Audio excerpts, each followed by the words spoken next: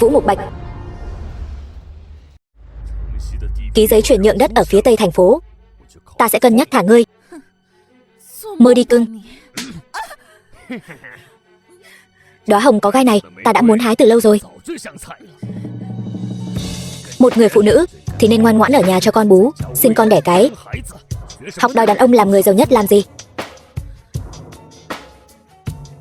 Mê hồn hương. Vũ Mục Bạch, hôm nay nếu ngươi dám động vào ta, ta sẽ cho cả đám người Tiểu Đao môn chôn cùng ngươi.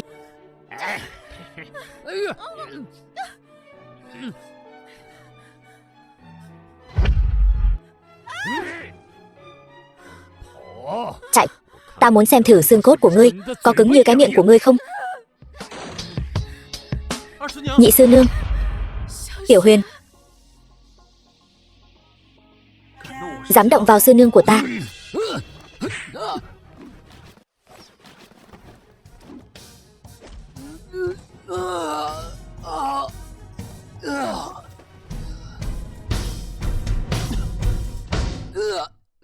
Ngươi là ai? Sao lại biết Cửu Chuyển Long thần công? Ông nội ngươi. Tiểu Huyền, khó chịu quá. Hôm nay tiểu gia có việc gấp phải làm, lần sau sẽ lấy mạng của ngươi.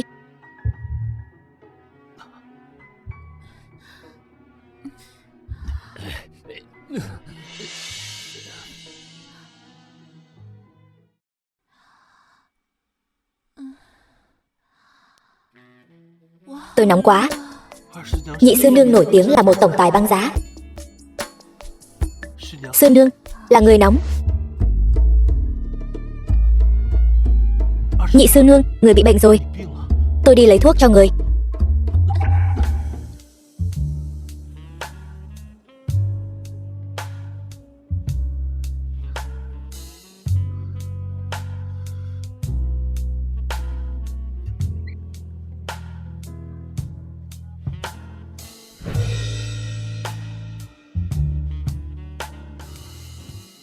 Xương bị chật khớp, cần phải nắn lại. Nhị sư nương, người chịu khó một chút. Nhị sư tỷ, tôi vừa thấy người của Tiểu Đao môn. Các người, đại sư nương, sao người lại tới đây? Được lắm, các người dám lén lút luyện công sau lưng ta. Đại sư nương, con muốn đi báo thù. Y thuật của người tốt hơn con, chân của nhị sư nương vẫn nên để người chữa trị thì hơn. Đừng giả vờ nữa, thần lực của muội chính là tự chữa lành. Trò bịp bợm này chỉ có thể lừa được đồ đệ ngây thơ thôi. Tên khốn Vũ Mục Bạch hôm nay đánh thật mạnh tay. Nếu không phải đoán trước được tiểu đồ đệ sẽ đến, thì hôm nay ta nhất định lột ra hắn. Tên này rất khó dạy dỗ. Vậy ý của đại tỷ là nhân lúc hắn mới biết yêu, chúng ta thêm dầu vào lửa. Giang Khiếu Đường, bá chủ Giang Đông. Ba. Có ai không? Cứu mạng. Ba tôi ngất xỉu rồi. Ba. Đại tỷ sao không bắt máy? Ba.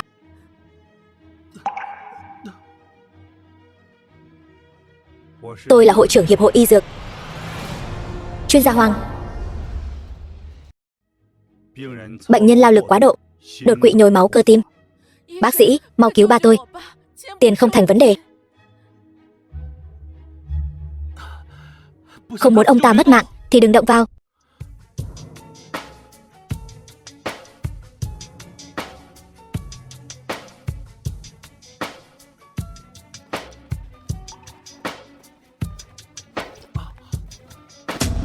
Thằng nhãi danh ở đâu tới? Tránh ra. Không biết thời gian là vàng bạc sao? Ông ta không phải nhồi máu cơ tim mà là trúng độc. Trúng độc. Mời một thằng nhãi danh. Là đang nghi ngờ phán đoán của tôi sao? Ngươi có chứng chỉ hành nghề y không? Nếu ba tôi có mệnh hệ gì thì 10 cái mạng của ngươi cũng không đủ đền. Chỉ cần ta ra tay, Diêm Vương cũng không dám cướp người trên tay ta. Ngươi. Ba.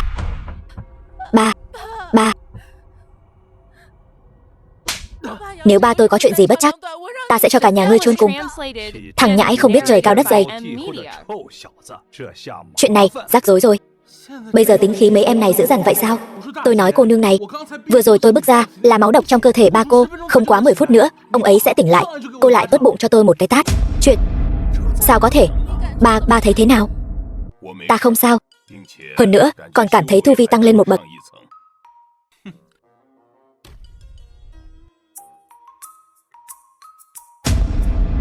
Giang gia ta ở Giang Đông độc chiếm một phương. Ân cứu mạng của tiểu thần y, ta đại diện Giang gia, ngày sau nhất định báo đáp. Không cần, hành y cứu người là bổn phận của tôi, chỉ cần Giang gia cho tôi chút tiền khám là được. 100 vạn. Vô lễ, người bất quá chỉ là mèo mù vớ cá rán, còn dám hét giá trên trời. Giang gia thấy ta đòi hỏi quá đáng sao? Không, ý tôi là 100 vạn quá ít. Ta cho cậu 100 triệu. Quả nhiên là hào môn Giang Đông. Có 100 triệu này, tôi có thể mở y quán rồi.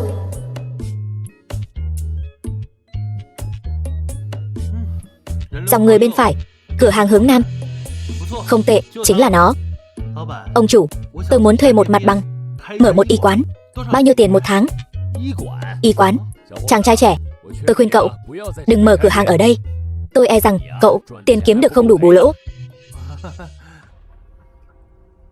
Hào ca, tiền bảo kê tháng trước không phải đã nộp rồi sao? Cửa hàng này tôi không mở nữa, tôi cho hắn thuê rồi. Ta nói cho người biết, bớt nói nhảm. Chỉ cần ở trên con phố này đều do tiểu đao môn chúng ta bảo kê, biết chưa? Mau nộp tiền bảo kê cho ta. Này tên kia, ngươi dám đối đầu với tiểu đao môn chúng ta?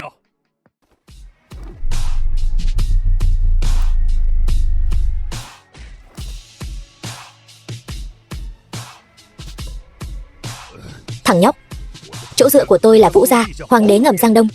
Ngươi đắc tội với tiểu đao môn, sau này đừng hòng có ngày lành. Hôm nay ngươi tới đúng lúc lắm, khai trương cửa hàng mới. Từ nay về sau, cửa hàng này ta định đoạt. Dám chọc giận chúng ta hả? Tao thấy mày không muốn sống nữa rồi. Tay của ta, ai dám làm càn trên địa bàn của ta? Vũ gia.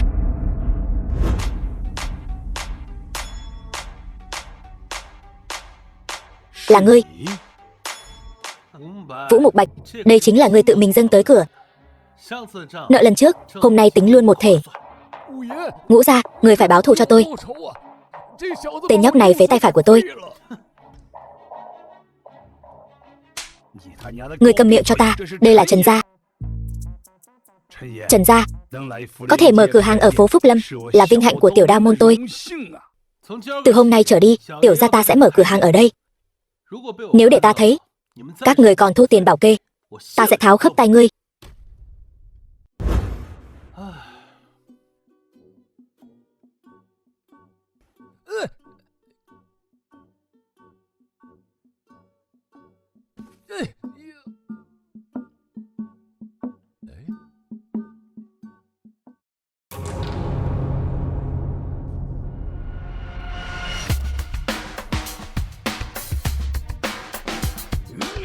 Ngươi mà không nghe lời, sẽ bị tháo khớp tay. Làm đồ chơi.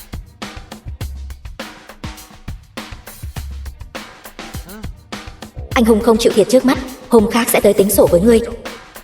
Đi. Theo đơn thuốc, ngày 3 lần, không quá nửa tháng, có thể giải quyết chuyện buôn phiên. Cảm ơn tiểu thần y. Chuyện hôm đó hả? Là ta có lỗi với ngươi. Chỉ cần có ta ở đây, sẽ không để tiểu đao môn một tay che trời. Vậy cũng làm ngươi bận tâm rồi. Tiểu tử thối, ta chỉ bị trĩ thôi, mà ngươi chữa thành liệt dương. Khốn kiếp, ngươi còn nói không kê sai thuốc. Vũ Mục Bạch, ta khi nào kê đơn thuốc cho ngươi? Đầu óc có bệnh thì đi khám khoa thần kinh. Chị, đánh tôi làm gì? Đánh đúng là ngươi. Chồng tôi trước đây thân cường thể tráng, một đêm 7 lần, lần nào cũng làm tôi không chịu nổi. Từ khi uống thuốc của ngươi, hắn chẳng đụng vào tôi. Chúng tôi vẫn chưa có con. Mọi người xem thử, có nên đánh hắn không? Tội nghiệp, tuổi còn trẻ đã phải sống cảnh quá bụa. Quá đáng lắm rồi. Đáng đánh, phải bồi thường. Đây chẳng phải là con rể phế vật trước đây của Cao gia sao? Mọi người, hắn chính là tên phế tế trước đây của Cao gia. Ăn bám Cao gia 10 năm, chỉ biết cọ rửa bồn cầu, chẳng biết chút y thuật nào. Người đây chẳng phải là coi thường mạng người sao? Chu thiếu gia, có thời gian lo chuyện bao đồng của ta thì nên đi khám mắt trước đi. Đừng tưởng dựa hơi chủ mới là có thể hoành hành ngang ngược ở Đông Lăng. Chu thiếu gia đang ghen tị với ta chuyện ăn bám sao? Cũng chỉ có con ngu ngốc đó mới coi trọng ngươi. Nói nhảm với hắn làm gì? Đập cho ta, dừng tay.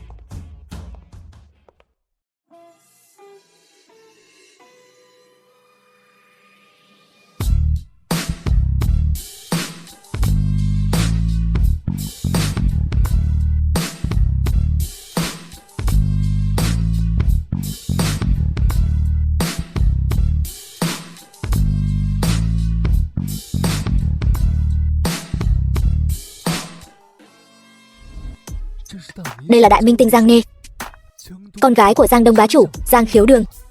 Sao cô ấy lại đến đây? Hình như đó là đại minh tinh. Chính là cô ấy, Giang Vô Song. Hóa ra cô ấy là minh tinh. Có trách có chút quen mắt. Hóa ra đã thấy trên tivi. Giang tiểu thư, sao cô lại đến đây? Giang lão gia, dạo này khỏe chứ? Vũ mỗ đang định đi thăm lão nhân gia. Cha tôi hôm nay không có thời gian đến. Ông ấy biết hôm nay y quán của anh khai trương, đặc biệt bảo tôi đến chúc anh khai trương đại cát. Anh có quan hệ gì với Giang gia? Anh ấy là vị khách quý nhất của Giang gia chúng tôi. Ôi trời ơi, cậu ơi, hiểu lầm, tất cả đều là hiểu lầm. Vũ gia, đừng vội xin lỗi. Không có hiểu lầm gì cả, ngươi có ý gì? Hôm nay ta nể mặt Giang tiểu thư gọi ngươi một tiếng ra. Ngươi đừng có không biết điều. Vũ Mục Bạch, đừng để bị người ta lợi dụng, bản thân còn không biết. So với việc này, sắc mặt người tái nhợt, ấn đường đen xì, miệng lưỡi khô khốc, quan trọng nhất là ngay cả cứng cũng không cứng nổi. Đây rõ ràng là dấu hiệu của việc phóng đãng quá độ. Vẫn nên quan tâm nhiều hơn một chút đến thân thể của mình đi. Sao ngươi biết? Hay cho anh, Vũ Mục Bạch, anh có phải đang lén lút sau lưng lão nương ra ngoài lăng nhăng rồi không? Hèn chi mỗi lần bảo anh trả bài, anh đều như mất vậy. Đau đâu, đau của ta đâu? Hôm nay ta không thiến anh thì ta theo họ anh.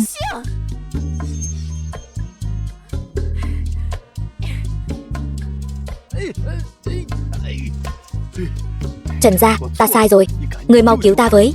Chữ sắc trên đầu một con dao đáng đời. Hiểu lầm, đều là Chu Kiếm. Hắn biết ngươi đến Phúc Lâm mở y quán, là hắn bảo ta gây phiền phức cho ngươi, cũng là hắn muốn miếng đất ở phía Tây Thành, bảo ta uy hiếp Tần tổng. Vũ Mục Bạch, là ngươi muốn Tần Thục Nhi. Khốn kiếp, hạnh phúc đời sau của ta đều dựa cả vào ngươi rồi. Ta là Lăng Băm. Vũ gia, bệnh của ngươi ta thật sự không chữa được. Chữa khỏi cho anh lại ra ngoài ve vãn hoa liễu phải không? Vợ ơi, anh sai rồi. Thần y, sau này ta sẽ làm trâu làm ngựa cho ngươi. Sinh người, ta không dám nữa. Nể mặt vợ ngươi, giúp ngươi một lần. Nếu còn có lần sau thì ngươi cứ chờ chầu trời đi. Cảm ơn thần y.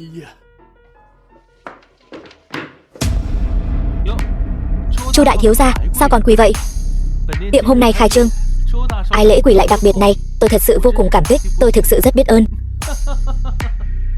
Ta nói cho ngươi biết, Trần Huyền, ngươi cứ chờ đấy, ta nhất định sẽ khiến ngươi phải trả giá.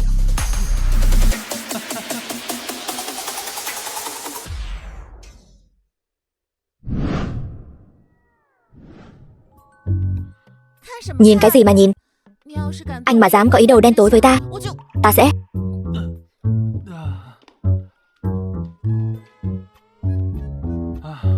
Đại minh tinh này thật khó hầu hạ.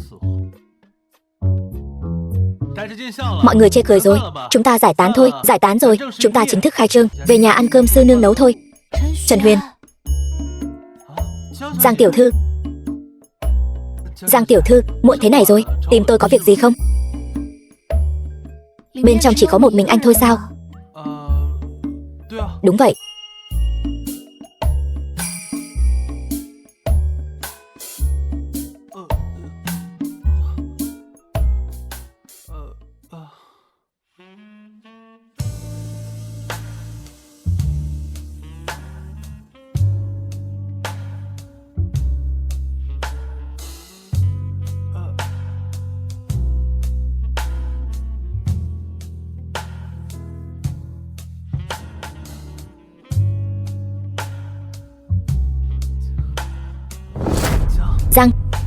Giang tiểu thư, tôi rất khó chịu. Anh có thể giúp tôi không? Người tôi rất ngứa. Nếu tôi đến bệnh viện giữa đêm, chắc chắn sẽ bị bọn săn tin chụp được. Tôi không muốn, vì vậy tôi đành phải đến tìm anh.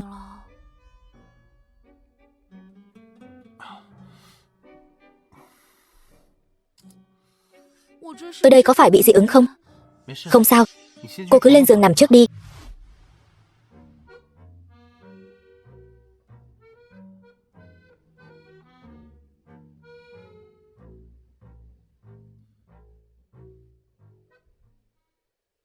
Ông nội Giang lần trước ngất xỉu, có phải cũng đã từng xuất hiện vấn đề sốt toàn thân? Sao anh biết được? Nhưng lúc đó, ba tôi không để ý lắm. Đây không phải dị ứng đâu. Cô và Giang lão gia đều bị trúng độc. Tôi nghi ngờ có người nhắm vào Giang gia các người. Anh nói gì? Hy vọng là tôi đoán sai. Thôi đừng nói chuyện này nữa, tôi sẽ châm cứu bài độc cho cô. Được, vậy tới đây đi. Giang tiểu thư, cô cởi hết quần áo ra đi. Cởi hết sao?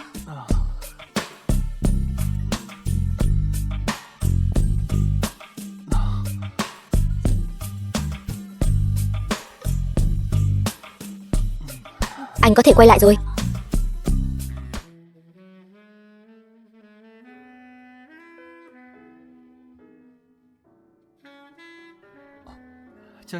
Giang tiểu thư, thả lỏng nào.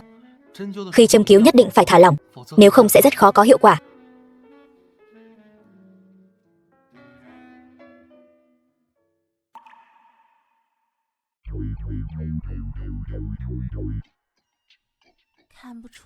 Không ngờ, anh chàng này cũng coi như là chính nhân quân tử. Trần thần y, thật là thần. Tối qua tôi oai phong lẫm liệt. Đại tiểu thư, tối qua cô làm tôi mệt vô cùng. Tiếp tục đi. Tôi cái gì cũng không nhìn thấy. Tình hình gì đây? Trả lại trong sạch cho bổn tiểu thư. Tôi oan uổng quá. Tôi không quan tâm. Ngày mai là tiệc sinh nhật của tôi, nhớ đến nhé. Cảm ơn các đại gia tộc đã tham gia tiệc sinh nhật của tiểu nữ.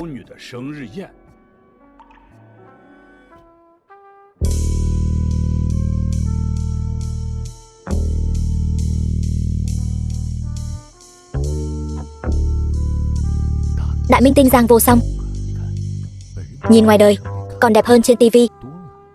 Hôm nay còn có một việc quan trọng muốn tuyên bố. Giang gia chúng tôi sẽ tại đây tuyển chọn một vị làm con rể Giang gia. Không biết thiếu gia nhà nào sẽ được Giang gia chọn chúng, trở thành rể hiền của Giang gia, cả đời vinh hoa phú quý, không lo lắng nữa. Chu Kiếm, Giang gia đại tiểu thư tuyển chọn con rể. Anh là con rể Cao gia thì kích động cái gì? Ngắm minh tinh cũng không được sao?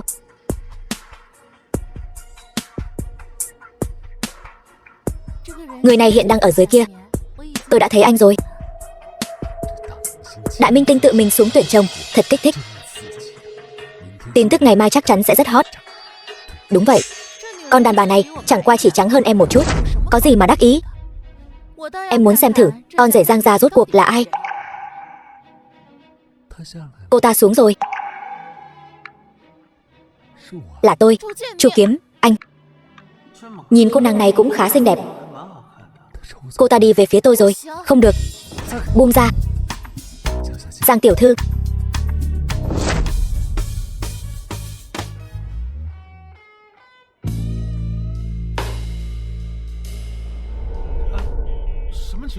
Chuyện gì thế này? Tôi...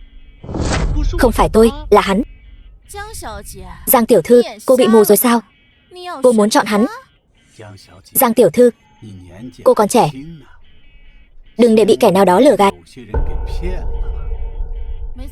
Đúng vậy, người chồng tương lai tôi chọn chính là Trần Huyền. Giang tiểu thư, tuy tối qua tôi đã cứu cô, nhưng cô cũng không cần phải lấy thân báo đáp. Anh còn từ chối Giang tiểu thư.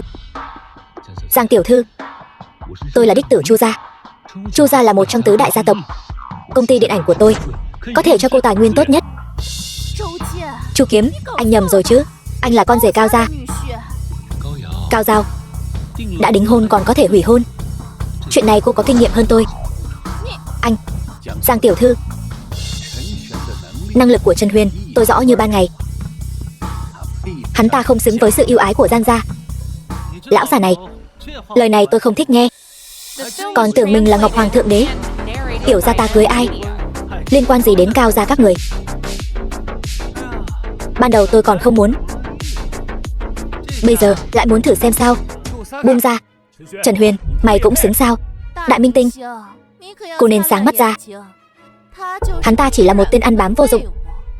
Hắn ta vừa mới hủy hôn với tôi, lại quay sang cặp kè với người phụ nữ khác. Hắn ta chính là kẻ bất trung bất nghĩa. Đúng vậy. Dù hắn ta thế nào, Giang gia chúng tôi cũng nuôi nổi. Thằng con rể phế vật nhà họ Cao này cũng ghê gớm thật. Thế mà lại khiến cho đại minh tinh nhà họ Giang này cam tâm tình nguyện nuôi hắn. Phế vật. Nói 10 năm rồi, không chán sao? Chuyện gì vậy? Nếu anh không cưới em thì cứ chờ xem em bị gả cho lão già 80 tuổi đi. Theo em đi, em sẽ không bạc đãi anh đâu. Vị tiểu thư này đang ép hôn tôi sao?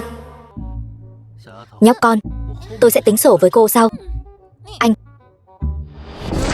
Giang tiểu thư, cô đừng để hắn lừa. Hắn đã kết hôn rồi. Cái gì? Anh đã kết hôn rồi sao?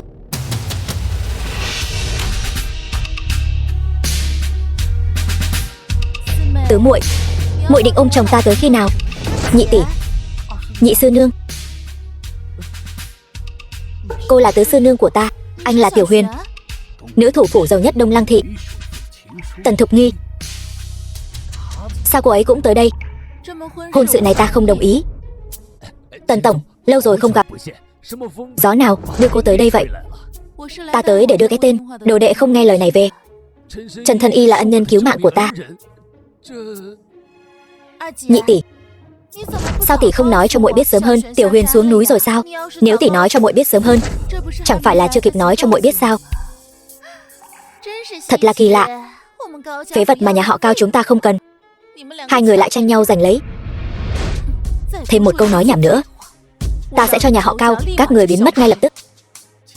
Tần tổng, hiểu lầm. Trần Huyền này không có bất kỳ quan hệ gì với nhà họ Cao chúng tôi. Người này các người muốn cứ mang đi. Ông nội, còn im miệng cho ta. Lũ không biết điều này, dám bắt nạt Tiểu Huyền nhà chúng ta. Người đâu? Đuổi hết người nhà họ Cao và nhà họ Chu ra ngoài cho ta. Trần Huyền, lại là ngươi. Hôm nay ta không tha cho ngươi. Thả ta ra. Trần Huyền, ngươi cứ chờ đấy. Đáng sợ quá. Ta phải nghĩ cách chuồn trước đã.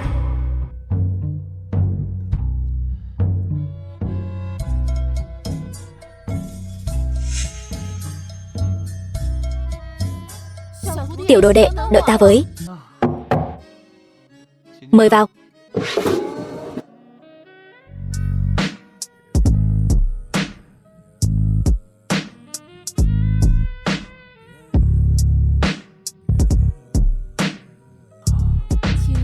Xin hỏi, y quán còn tuyển phụ tá không? Xin lỗi cô, gần đây tôi hơi mệt. Mới tốt nghiệp, y quán chúng tôi cần phụ tá có kinh nghiệm. Kinh nghiệm của cô chưa đủ, hay là cô tìm bệnh viện lớn rèn luyện thêm đi? Không, tôi muốn thực tập ở đây. Việc ở y quán rất bẩn và mệt. Cô không làm được đâu. Tôi không sợ, ta sợ. Tiểu Thân Y, anh cứ nhận ta đi mà. Cô nương, hôm nay muộn quá rồi, mau về đi. Làm phụ tá cho ta sẽ rất vất vả đấy. Được rồi Thần Y, muộn thế này rồi, vậy tôi không làm phiền anh nữa.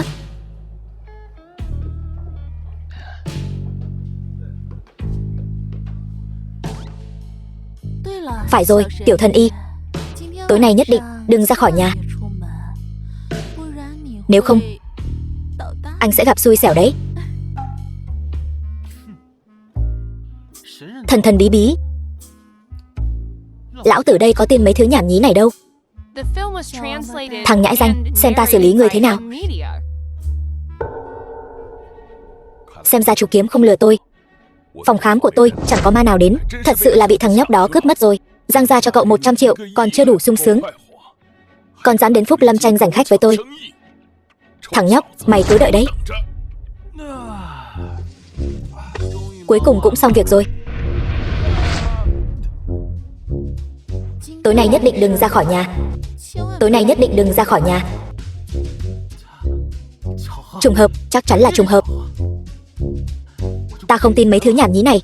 Con gái này chẳng lẽ còn có thể gài bẫy tôi hay sao?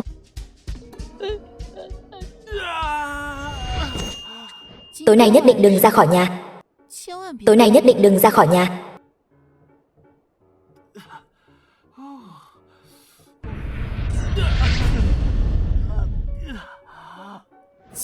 Nhất định đừng ra khỏi nhà. Tiểu thần y, ta lại đến phỏng vấn rồi.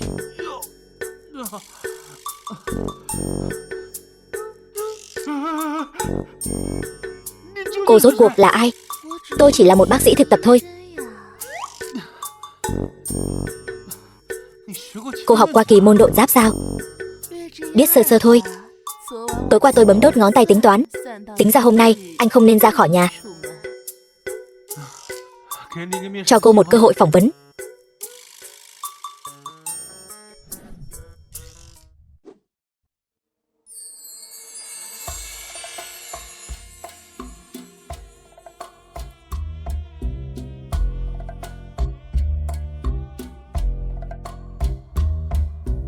Thủ pháp này của cô có vài phần giống sư nương của tôi. Cô vậy mà lại biết kỳ môn độn giáp. Nhưng chắc chắn không bằng tam sư nương của tôi. Không biết bây giờ bà ấy sống có tốt không? Thằng nhãi danh, thoải mái chứ? Cô, chẳng lẽ là tam sư nương của tôi sao? Thằng nhãi danh, cậu đoán xem.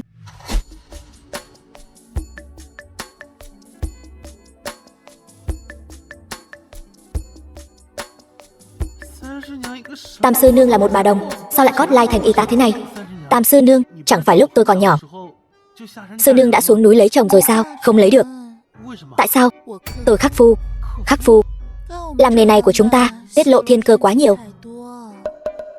Bát tự có khuyết điểm. Tam sư nương xinh đẹp như hoa, không lấy chồng cũng tốt mà. Đỡ phải bị mấy tên đàn ông thối tha lợi dụng. Tôi đêm đêm quan sát tinh tượng, tính ra quý nhân trong mệnh của tôi đã xuất hiện. Nếu có thể lấy được hắn, tôi sẽ không phải chịu cảnh sống quá bộ nữa. Là ai? Tôi giúp sư nương tìm hắn ra. Dĩ nhiên là đồ đệ tốt của ta, chính là cậu rồi. Tôi. Thằng nhãi danh, thấy cậu vừa rồi ngã cũng thảm. Lại đây, để tôi xoa bóp cho cậu. Lương y dầm, ra đây cho tôi. Được lắm, tên lang băm kia kê thuốc an thai thành thuốc phá. Ngươi muốn hại người sao? Là ngươi. Trần thần y vậy mà lại nhận ra lão phu. Nếu không phải cô gái này tìm đến tôi còn không biết phố Phúc Lâm chúng ta lại xuất hiện một tên mất hết y đức như ngươi, Trần thần y. Hôm qua sau khi tôi uống thuốc an thai mà anh kê, bây giờ tôi đau bụng, có dấu hiệu sảy. Trần thần y, cầu xin anh cứu con tôi. Yên tâm, tôi đã giúp cô giữ được thai nhi rồi, sẽ không sao đâu. Nhóc con, đến nước này người còn dám ở đây hư trương thanh thế. Cầm thuốc an thai kê thành thuốc phá là có dụng ý gì? Nói hưu nói vượn, ta làm sao có thể kê sai được? Được lắm, ngươi còn chưa chịu nhận. Ngươi tự mình xem kỹ đi, đây có phải là phương thuốc do ngươi viết không? Đúng vậy, phương thuốc này là do ta đích thân viết, nhưng không phải cho cô ấy. Tiểu tử, ngươi có ý gì? Ngươi là đang nghi ngờ ta đánh cháo thuốc sao? Có đánh cháo hay không, trong lòng ngươi rõ nhất. Tiểu gia ta nói rõ cho ngươi biết, cho dù đứa nhỏ có bị sảy, ta cũng có bản lĩnh cho nó lớn trở lại. Ngông cuồng. Sốt đã hết rồi. Tỷ tỷ, hôm qua tỷ cầm thuốc đi đâu vậy? Ra ngoài gặp được Hoàng thân y, ta liền đến tiệm của ông ấy bốc thuốc. Ở đây thật náo nhiệt. Vũ phu nhân, lâu rồi không gặp. Vũ gia khỏe chứ? Khỏe lắm. Tiểu tử, không phải ai cũng có thể gọi là thân y. Còn ngây ra đó làm gì? Còn không mau lấy đồ nghề ra. Uy mãnh tướng quân, đại kỳ bất đảo, hoa đà tái thế, diệu thủ hồi xuân. Trần Thần Y, cậu thật là thần. Chồng tôi uống thuốc cậu kê, mỗi ngày như được tiêm máu gà. Cảm giác này vẫn như hồi mới cưới 10 năm trước. Bức chướng gấm này cậu nhất định phải nhận cho được. Vũ phu nhân, bà khách sáo rồi, hành y cứu người là bổn phận của tôi. Trần Thần Y, có thần y như cậu ngồi trấn giữ phố Phúc Lâm chúng ta là phúc khí của chúng tôi. Vũ phu nhân, phố Phúc Lâm này đâu thiếu gì một thầy thuốc. Rượu Thủ Đường chúng tôi cũng không tệ. Lần trước phương thuốc tôi điều dưỡng thân thể cho cô, cảm thấy thế nào? Khỏe cái rắm. Ta ở chỗ người uống mấy triệu tiền thuốc, dược tính quá mạnh, thân hình đều uống đến biến dạng rồi. Lão nương còn chưa tìm ngươi tính sổ đâu. Ngươi cái lão già đáng ghét này, rõ ràng là sau này bà ít vận động. Trần Thần Y, lão già này ta sẽ đưa đi trước. Tôi ở chỗ ông ta chịu khổ 10 năm, phải tìm ông ta tính toán cho rõ ràng. Thả ta ra, thả ta ra.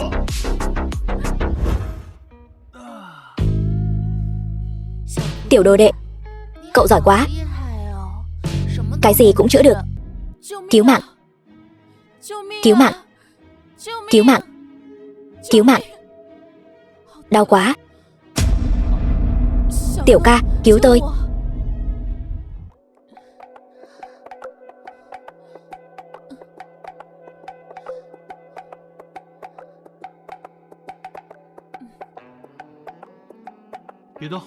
Đừng động, cô bị rắn độc cắn rồi. Ta học y thuật, để ta giúp cô cầm máu trước.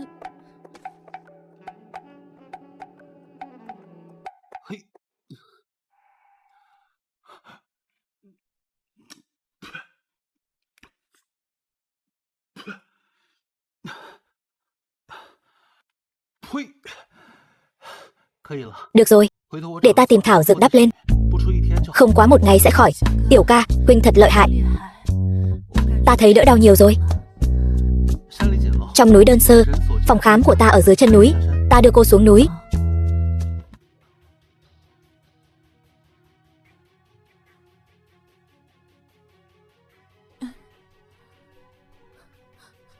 Lạnh quá.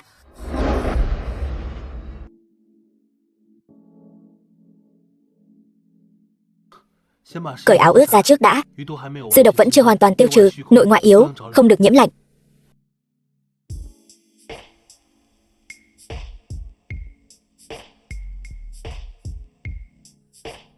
Để ta đi rót cho cô chén nước nóng.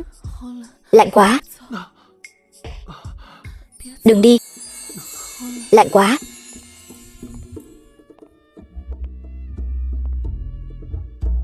Ngũ muội, lần đầu muội gặp Tiểu Huyền tử, đừng làm nó sợ. Cô ấy là Ngũ sư nương. Tiểu Huyền tử, ta đi cùng cậu hâm giường cho Ngũ sư nương, thế nào? Vậy ta không làm phiền, hai vị sư nương ôn chuyện. Đồ nhi cáo lui.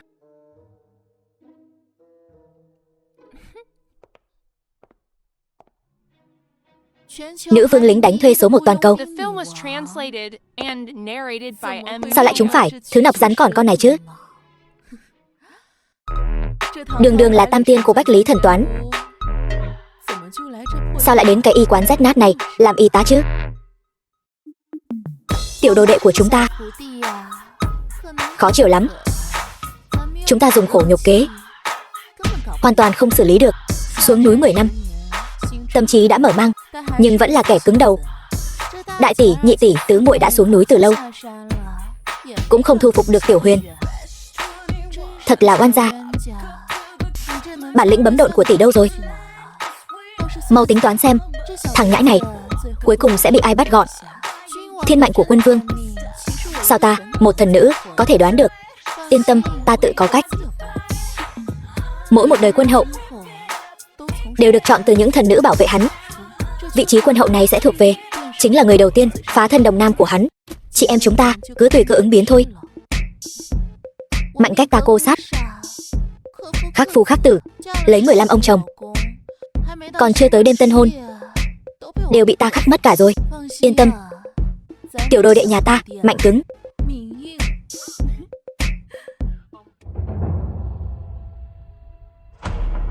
Không ổn rồi, muội và tiểu đồ đệ 3 ngày sau có một kiếp nạn. Tỷ thấy rồi đấy, chúng ta phải giúp Tiểu Huyền. sớm tu luyện thành thần công. Trường Sinh Điện không thể một ngày không có quân vương. Trong vòng 1 năm, nếu Cửu Chuyển Thần Long Công của hắn không thể luyện đến tầng thứ 5, hắn sẽ không thể quay về Trường Sinh Điện nữa. Ta là thần nữ của Trường Sinh Điện, cũng là đường chủ của Trung Nghĩa Đường. Trường Sinh Điện ẩn náu tại Đông Lăng Thị, tất cả cao thủ đều phải nghe lệnh ta. Ta muốn xem thử kẻ nào không biết điều dám động đến ta. 5 vị sư nương đều xuất hiện, không ai không phải là tuyệt sắc gia nhân. Đại sư nương thành thục ân cần nhất. Nhị sư nương tổng tài băng sơn, vô cùng giàu có. Tam sư nương nữ y thuần khiết, khó lòng từ chối. Tứ sư nương minh tinh kiêu sa, cao quý ngạo mạn. Ngũ sư nương ngự tỷ xinh đẹp, cũng muốn chọn.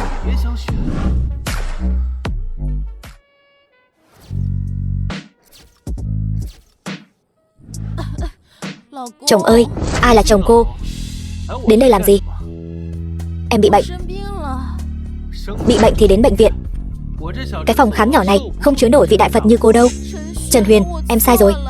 Từ khi nhà họ Cao đắc tội với sư nương anh, tất cả bệnh viện ở Đông Lăng đều không chữa bệnh cho người nhà họ Cao nữa. Em thật sự cùng đường rồi.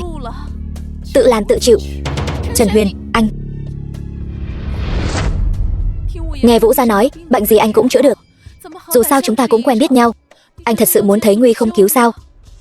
Nhịp tim bất thường, trong ngực có dị vật.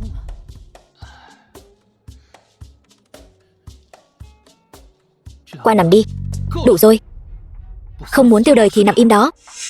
Tại sao Cao Giao và Tứ Sư Nương chúng độc lại có triệu chứng giống nhau vậy?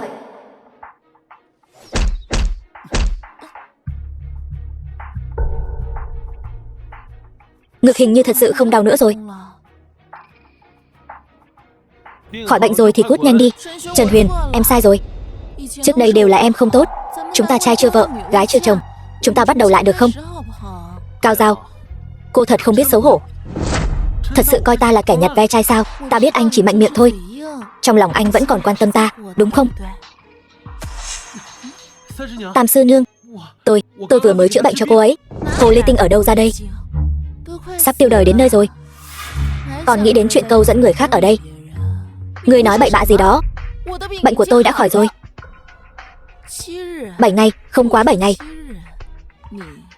Ngươi sẽ bỏ mạng ngoài đường. Đồ thần kinh, ngươi mới bỏ mạng ngoài đường ấy. Tam sư nương, Cao Giao cô ta không tin lời tiên tri của tôi. Đương nhiên là tin. Không chỉ Cao Giao, mà tất cả mọi người nhà họ Cao đều khó tránh khỏi kiếp nạn. Sao lại nói vậy? Nhà họ Cao tuy gia phong không tốt, nhưng hình như cũng chưa đắc tội với ai cả. Vận số gia tộc tự có trời định. Con ở nhà họ Cao 10 năm, đã bảo vệ nhà họ Cao 10 năm. Bây giờ con đã đoạn tuyệt quan hệ với nhà họ Cao. Khí vận của nhà họ Cao tự nhiên đã đến hồi kết thúc. Vậy còn nhà họ Giang thì sao? Nhà họ Giang có tứ muội trấn giữ. Nhà họ Giang đương nhiên là phúc lộc không ngừng. Vừa rồi Cao Giao phát tác giống với loại độc mà Tứ sư nương trúng trước đó. Loại độc nào? Giống như viêm nhiễm cấp tính. Khi phát tác sẽ toàn thân ngứa ngáy. Nếu không cứu chữa kịp thời sẽ nhanh chóng mất mạng. Triệu chứng phát tác này 100 năm trước cũng từng xuất hiện ở Thánh Y Môn.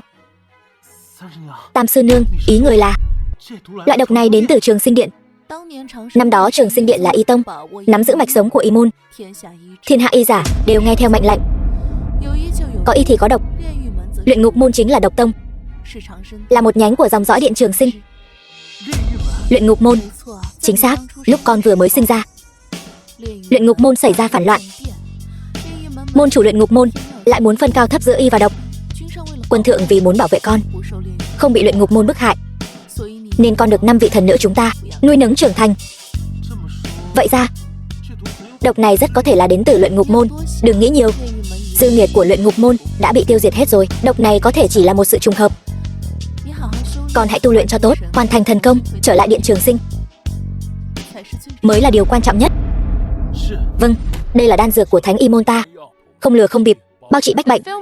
Ngươi, tên lang băm hám lợi, xuống đây cho tiểu gia. Sao lại là ngươi nữa? Thuốc này căn bản không phải do Thánh Y Môn luyện chế. Nói, ai đưa cho ngươi? Hồ đồ, đây là thánh dược của Thánh Y Môn. Thánh Y Môn là tông tộc của ta, ngươi còn dám trước mặt ta mà ăn nói bậy bạ, nói thuốc này ai đưa cho ngươi? Ta không biết, thả ta ra. Nói thật, nếu không ta sẽ đích thân cho ngươi trải nghiệm sự thần kỳ của loại thuốc này. Ta nói, đừng cho ta ăn. Xem ra ngươi biết, bí mật của loại thuốc này là Vương Hạo, là phó đường chủ của Trung Nghĩa Đường đưa cho ta. Vương Hạo, thì ra là ngươi.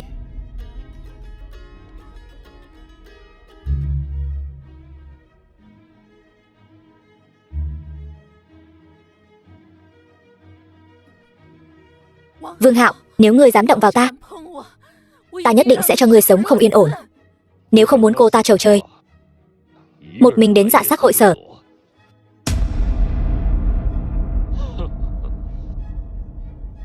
Không ngờ tới chứ. Vương Hạo, ngươi dám hạ dược ta, ta muốn rút gân ngươi, lột ra ngươi. Đồ tiện nhân, lão tử sớm đã nhìn ngươi không vừa mắt rồi. Hôm nay ta muốn thử xem cưỡi trên người ngươi tư vị ra sao. Tiên sinh, nơi này không phải hội viên, không được vào, ta tìm Vương Hạo. Gió nào thổi Trần thiếu gia đến đây vậy? Ta nhớ ra rồi, hình như chúng ta có chút hiểu lầm. Hay là hôm nay hóa giải đi.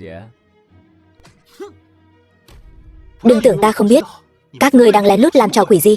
Nói, Ngũ sư nương của ta đâu? Ngươi đoán xem. Nhưng mà phải nói là thân hình của Ngũ sư nương ngươi thật mướt. Ta hỏi lại lần cuối, Ngũ sư nương của ta ở đâu? Nếu các ngươi dám động vào một sợi tóc của người ấy, ta sẽ cho cả nhà các ngươi biến mất.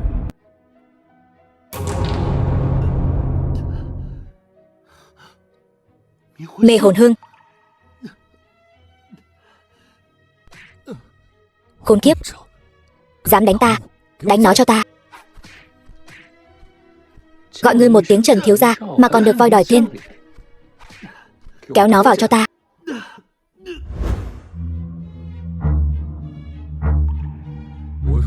Trần Huyền, ta nói ngươi làm vậy chi? Vốn dĩ, ngươi đi đường dương quan của ngươi, ta qua cầu độc mộc của ta. Vậy mà ngươi cứ thích ở buổi đấu giá đụng vào ta.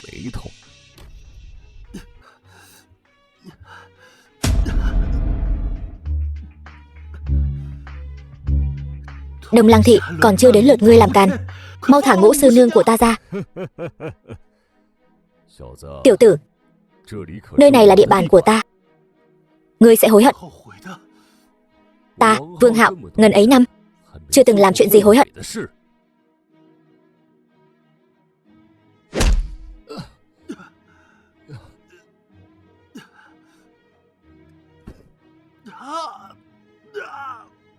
Thấy chưa, nhờ phúc của ngươi, ta vì Trung Nghĩa Đường mà xông pha lửa đạn, húc cung tận tụy, không có công lao cũng có khổ lao.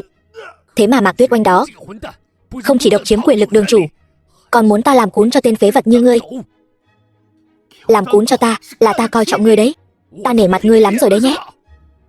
Hôm nay đã vào cửa Trung Nghĩa Đường thì đừng hòng sống mà trở về.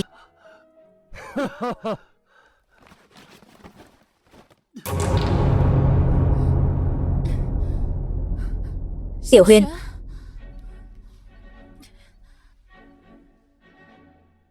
con tiện nhân này không phải sư nương của ngươi sao? Ta muốn cho mỗi người trong Trung Nghĩa Đường đều biết, đường chủ đại nhân mà bọn chúng kính trọng là một con tiện nhân. Vương Hạo, ngươi hãy đợi đấy cho lão nương. Vô sỉ.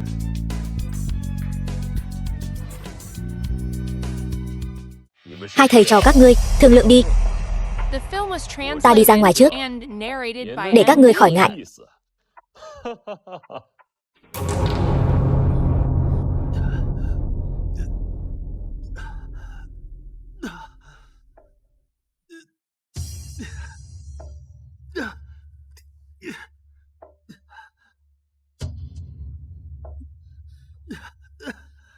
Tiểu Huyền,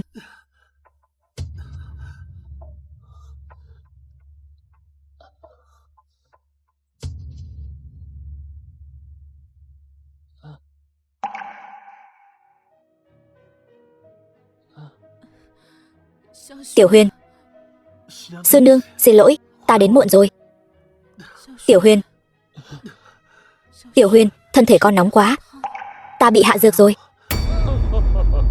Trần Huyền, ta xem ngươi có thể kiên trì được bao lâu. Nếu ngươi không được, bên ngoài còn có một đống người đang xếp hàng chờ đấy. Vương Hạo, ngươi dám? Có gì mà không dám? Thằng nhãi danh, ngươi cũng xứng đấu với ta sao? Ngươi còn non lắm. Hoặc là bắt đầu, hoặc là đổi người. Ta chỉ cho các ngươi 10 phút để suy nghĩ.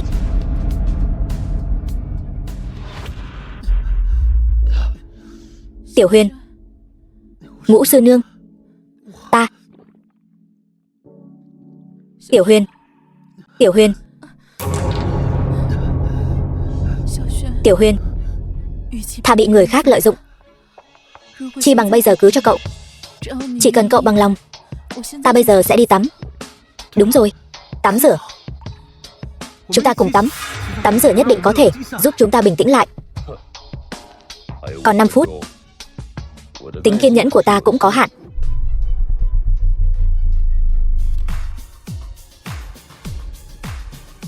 Vương Hạo, ta không tha cho ngươi.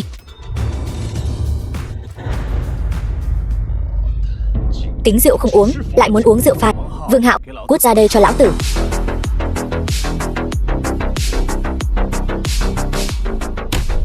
Là ngươi.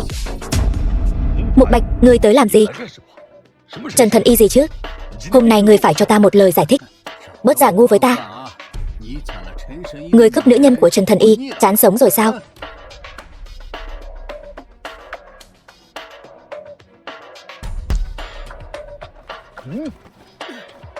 Vừa rồi không phải rất ngông cuồng sao? Hủy hoại ta. Ngươi cứ chờ kiếp sau ngồi xe lăn đi. Tên khốn. Nói phép cũng giỏi lắm. Hôm nay ta sẽ xé nát cái bản mặt này của ngươi. Dám bất kính với Trần Thần Y, đúng là tự tìm đường bỏ mạng. Ngươi. Ngũ gia, ngươi sao lại tới đây? Ngay trước mắt ta mà dám bắt Trần gia. Ngươi coi ta, vua ngầm Giang Đông, là trầu trời rồi sao? Vũ Mục Bạch, nơi này không phải địa bàn của ngươi, là địa bàn của Trung Nghĩa Đường ta. Trung Nghĩa Đường và Địa Hạ Thành, nước sông không phạm nước giếng. Hôm nay ngươi dẫn người tới đây, e là đã phá vỡ quy tắc. Trung Nghĩa Đường, ta chỉ biết Mạc Tuyết Oanh. Một tên phó đường chủ thì tính là cái thá gì? Ngươi.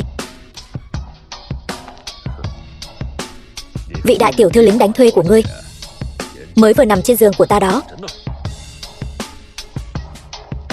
Ngươi, tên phản đồ dám phạm thượng này.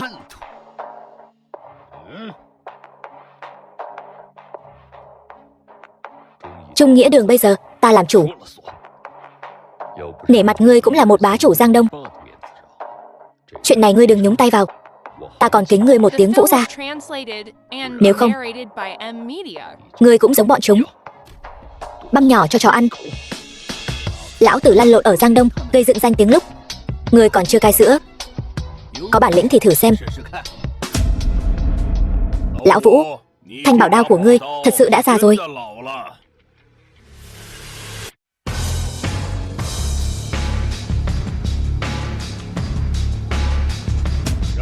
Để một thằng nhãi danh như vậy cưỡi lên đầu, ngươi còn mặt mũi nào lăn lộn ở Giang Đông nữa? Giang gia, sao ngươi cũng tới đây?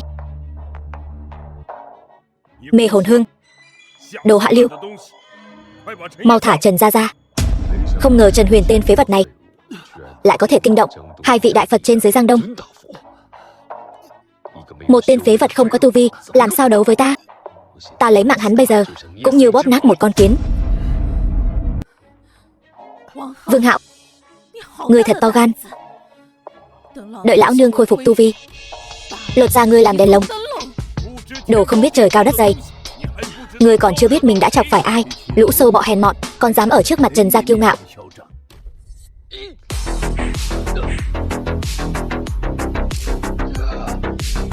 Không thể nào. Dược hiệu của mê hồn hương kéo dài 7 ngày 7 đêm. Sao ngươi lại nhanh như vậy? Thứ đồ hạ lưu này, tiểu gia ta giải chỉ cần 1 giờ. Dám động đến sư nương ta, tiêu đời.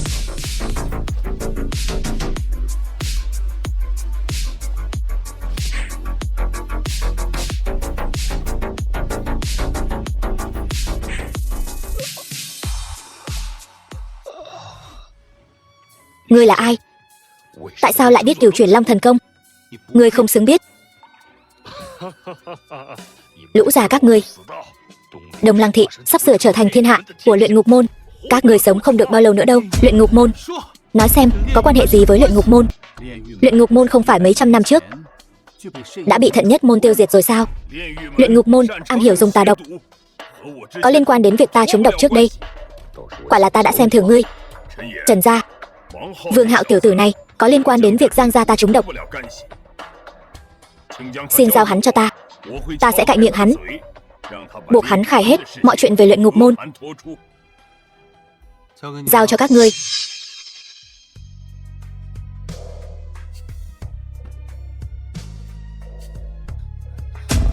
Muội muội sao rồi?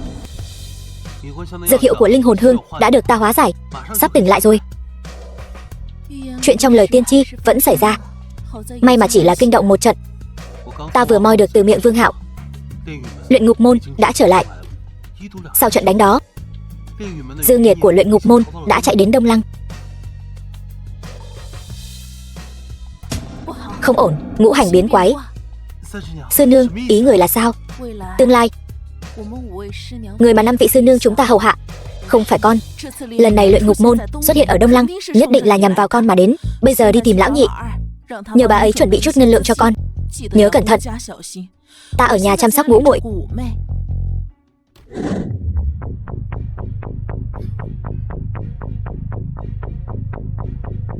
Khách sạn của nhị sư nương, không thể xảy ra chuyện gì ngoài ý muốn.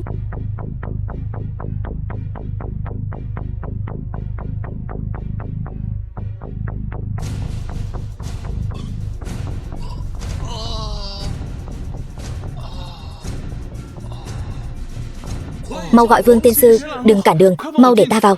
Lão gia nhà ngươi bị trúng tà rồi. Mỗi ngày thần cô lừa bịp, như người đây không ít đâu. Tiểu tử, môn khách của lão gia đều đã đầy rồi. Muốn cứu người lập công, hay là đổi chỗ khác đi. Người bên trong là Vương Khang, thủ phủ Kính Đô. Hắn muốn đương nhiên là tu vi cao thâm như chúng ta rồi. Đi chỗ khác, đừng chắn đường.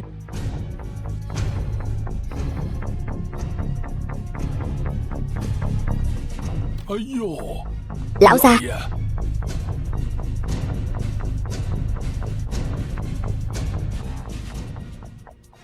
Bách Thảo Hoan, dừng tay.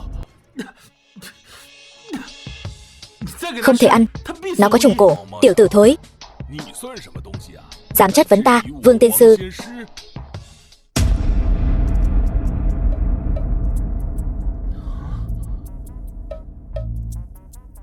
Đây chính là Bách Thảo Hoàn do Y Thánh đích thân luyện chế, có thể trị bách bệnh, giải được bách độc. Nực cười. Đây có phải thuốc của Y Thánh hay không, ta chẳng lẽ không biết. Ngông cuồng, dám cả gan làm thân với Y Thánh.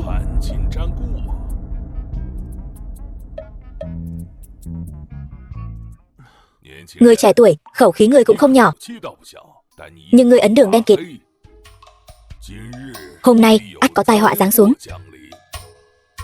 Lông mày ngươi có thế phá tài, cả đời chỉ có thể làm kẻ ăn mày. Hơn nữa, cả đời cũng không có vợ. Nhật hành nhất thiện, ta không lấy một đồng. Tiểu tử, ngươi tự lo liệu đi. Lão tiền bối, y giả không tự chữa cho mình, ngài nói đúng chứ? Ngươi có qua không lại thì phải lễ. Ta cũng tặng ngươi vài câu. Gần đây ngươi có phải ngủ không ngon giấc, ăn không ngon miệng, đau bụng mà không đi ngoài được không? Chuyện kia cũng kém đi rất nhiều. Sao ngươi biết? Trong người ngươi bị uất khí bế tắc, ta có thể chữa khỏi cho ngươi. Đừng làm loạn, ta không có bệnh. Ngươi cái tên ăn mày, thật sự tưởng mình là thần y rồi. Có phải thần y hay không, lát nữa ngươi sẽ biết.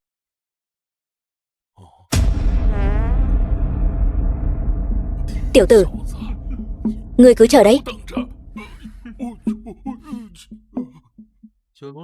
Cửu Long thần công ta đã đột phá tầng thứ 3, khai thiên nhãn, có thể nhìn thấy ô uế tà khí.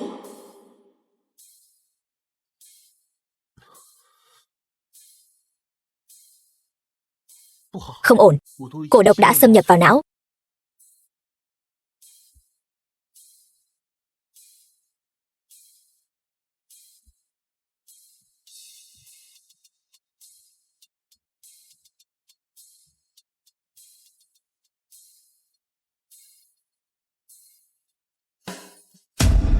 To gan, ai cho phép ngươi tự ý chữa bệnh cho lão gia? Tiên sư, đi ngoài đi, ở đây không có việc của ngươi. Ngươi lại dám đến cướp bát cơm của ta, không biết tự lượng sức mình. Xem Vương tiên sư ta dạy dỗ ngươi thế nào. Đau, buông tay. Dừng tay.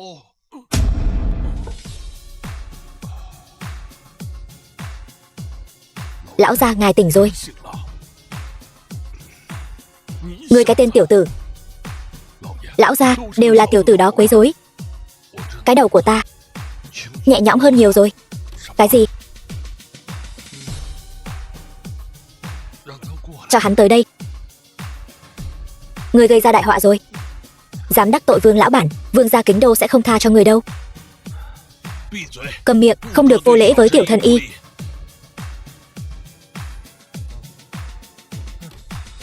Đa tạ tiểu thần y cứu mạng. Ta là Vương gia Kính Đô. Nếu tiểu thần y không chê, đến môn hạ ta ngồi chơi.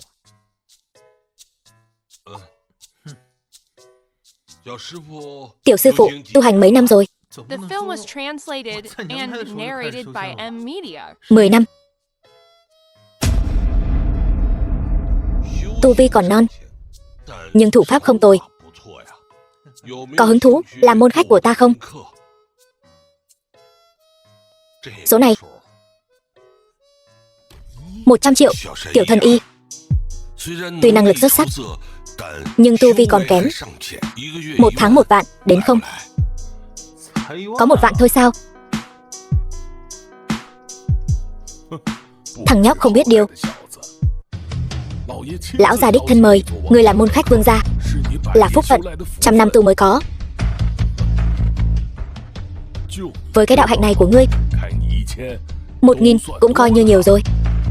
Này Vương tiên sư, đều là sư huynh đệ tiên môn cả, đừng chấp nhặt với tiểu thần y. Tiểu thần y có thể giúp ta. Vương mỗ giúp một tay. Vương lão bản cứ nói, giúp ta tu luyện thành tiên, bước lên Trường Sinh Điện. Ngươi muốn đến Trường Sinh Điện? Trường Sinh Điện là nơi người tu hành đều muốn đến. Chỉ có vào Trường Sinh Điện mới thật sự bước vào tu hành đại đạo. Tiểu tử, nông cạn rồi.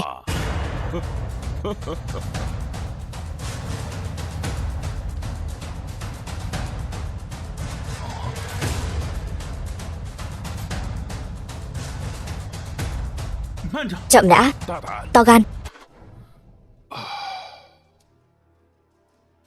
Đây chính là thần dược, ăn vào có thể tăng tu vi.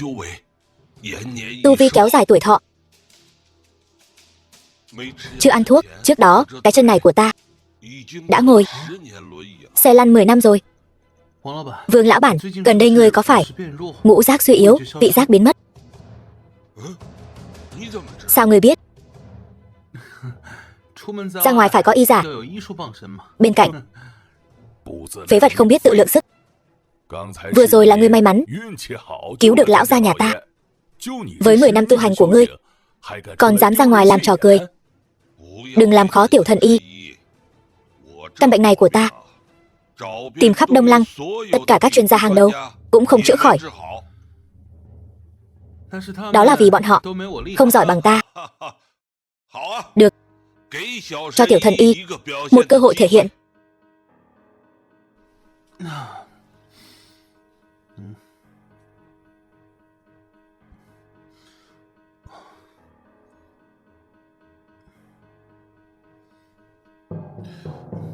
Được rồi,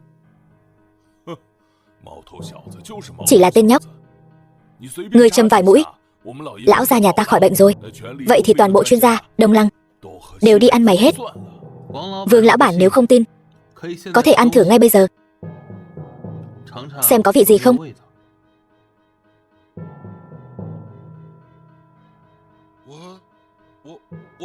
Ta khỏi rồi.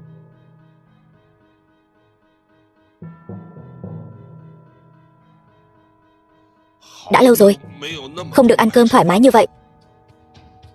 Quả thật không thể nhìn mặt mà bắt hình dong. Tiểu thần y, mấy con số. 1 tháng 1 triệu, ở lại bên cạnh ta, làm thầy thuốc riêng của ta. Ngươi thấy thế nào?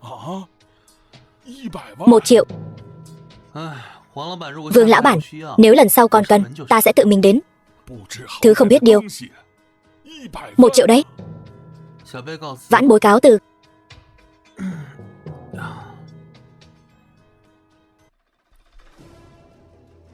Vương lão bản, thuốc nào cũng có 3 phần độc. Thuốc vẫn là không nên ăn bừa bãi. Ngươi biết cái gì? Đây chính là thuốc của Thánh Y Môn, do đích thân y thánh bảo chế. Đắt như tôm tươi. Được lắm, luyện ngục môn các ngươi hạ độc cả thành, hại thanh danh của Thánh Y Môn ta. Tiểu thần y, cánh cửa Vương gia ta luôn rộng mở chào đón ngươi.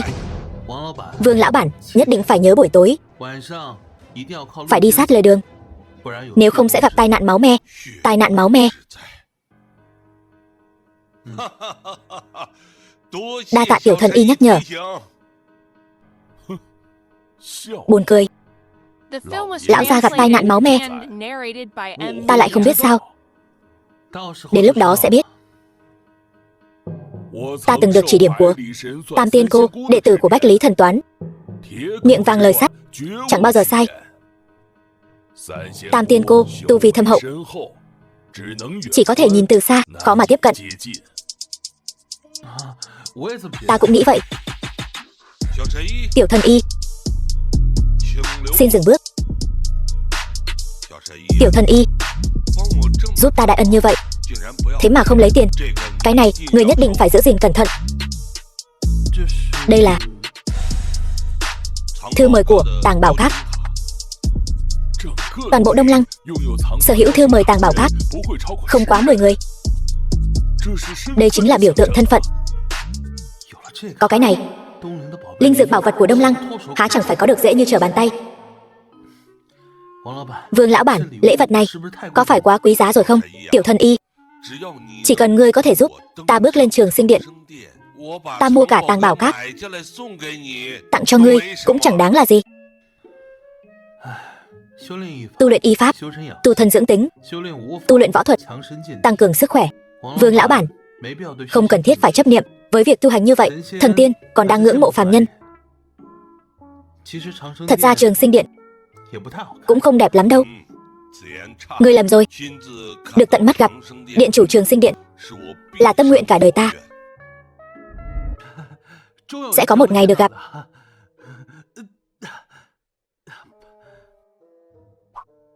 Nhưng mà Trần Huyền dù sao cũng còn trẻ, làm sao có thể thấu tỏ thiên cơ, còn dám nói lão gia gặp tai nạn máu me.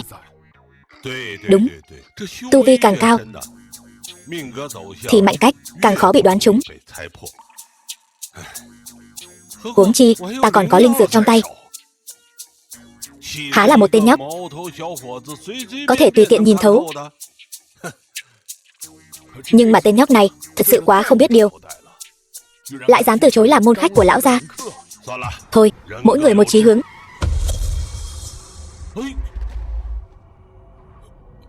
Không thể trùng hợp như vậy chứ. Tai nạn máu me. Đi thôi, đến phố Phúc Lâm tìm tiểu thần y. Vị tiểu y tiên này thật là thần kỳ, tính toán thật chuẩn xác, suýt chút nữa mất mạng. Hãy đến xếp hàng ở cửa trước. To gan, lão gia nhà ta đích thân đến thăm. Cho ngươi thể diện rồi. Cái y quán rách nát của ngươi còn dám ở trước mặt vương gia ta giả vờ ra vẻ ta đây. Cầm miệng. Không thấy tiểu thần y đang bận sao? Vương tiên sư trên miếu nhỏ của ta. Ra khỏi cửa rẽ trái là đại y viện. Điểm báo cực xấu. Tiểu tử, ngày trầu trời của ngươi sắp đến rồi. Mạng của tiểu gia, Diêm Vương còn không tính ra. Ngươi lại là cái thứ gì? Ngươi nghi ngờ ta, chính là nghi ngờ Tam Tiên Cô Bách Lý Thần Toán. Không giấu gì ngươi.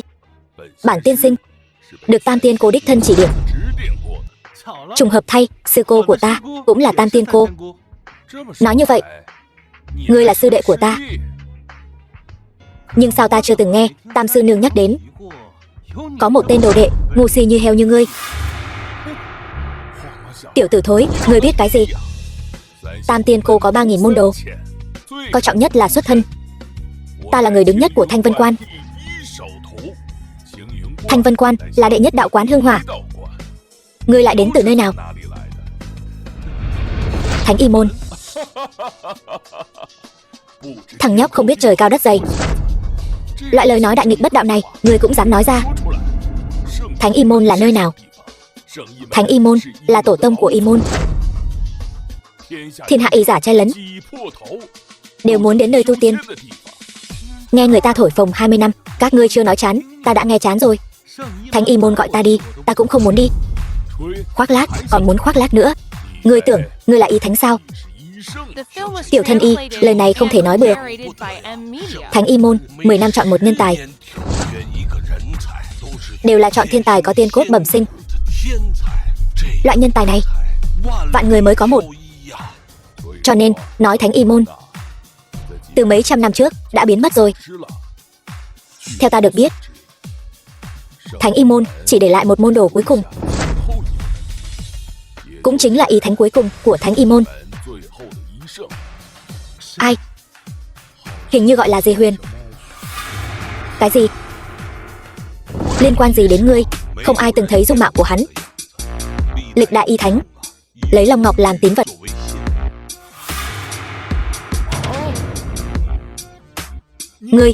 Ngươi đeo cái gì trên cổ vậy? Long Ngọc. Đây là tín vật trưởng môn của Thánh Y Môn. Ta vốn không muốn phô trương, lật bài, không giả bộ nữa. Tiểu gia ta chính là y thánh.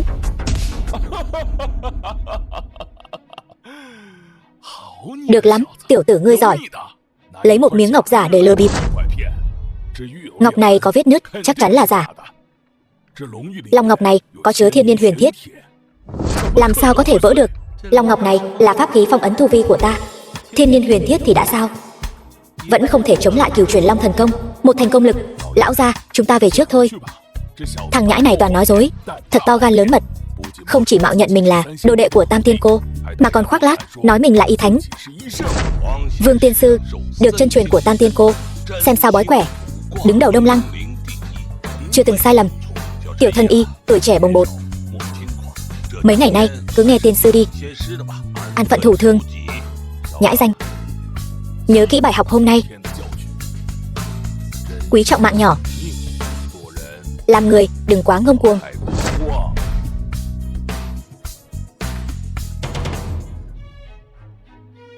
Tiểu Huyền, khát nước chưa? Ta rót nước cho con. Tam Tiên Cô, Bách Lý Thần Toán. Tam sư nương, sao người lại ra đây? Không phải là sợ tên tiểu tử con quá vất vả sao? Đã hứa làm trợ thủ cho con, chẳng lẽ không chăm sóc con cho tốt? Chẳng phải nên chăm sóc con cho tốt sao?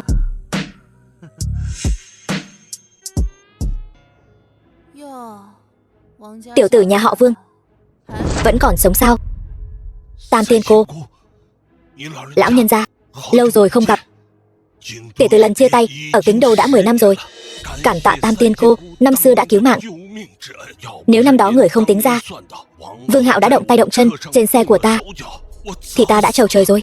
Nói hay lắm, đổi một đôi chân lấy một mạng. Vụ mua bán này không lỗ. Nhưng mà chân của ngươi đã khỏi rồi. Thoải mái chứ? Tay nghề của Tam sư nương thật là tốt, nằm xuống sẽ thoải mái hơn. Tam Tiên Cô, tên nhóc miệng toàn bịa đặt này thật sự là đồ đệ của người sao? Ngươi lắm chuyện thật đấy. Không phải hắn, là ngươi sao? Sư huynh tốt của ta, lần này ngươi tin rồi chứ? Sư huynh, Tam sư nương, Vương tiên sư nói là môn đồ của ngươi, nên ta gọi hắn một tiếng sư huynh. Không quá đáng chứ? Môn đồ của ta. Ngươi họ gì tên chi? Mạo danh ta để lừa gạt. Ngươi có biết hậu quả không? Tam tiên cô, ta là Vương Thành Tùng, đệ tử của Thanh Vân Quan.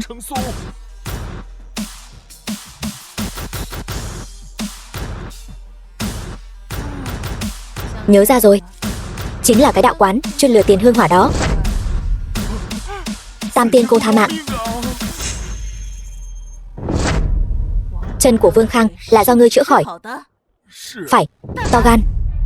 Lừa đảo thì thôi đi, lại còn dám câu kết với luyện ngục môn, dùng tà độc hại người. Ta không có.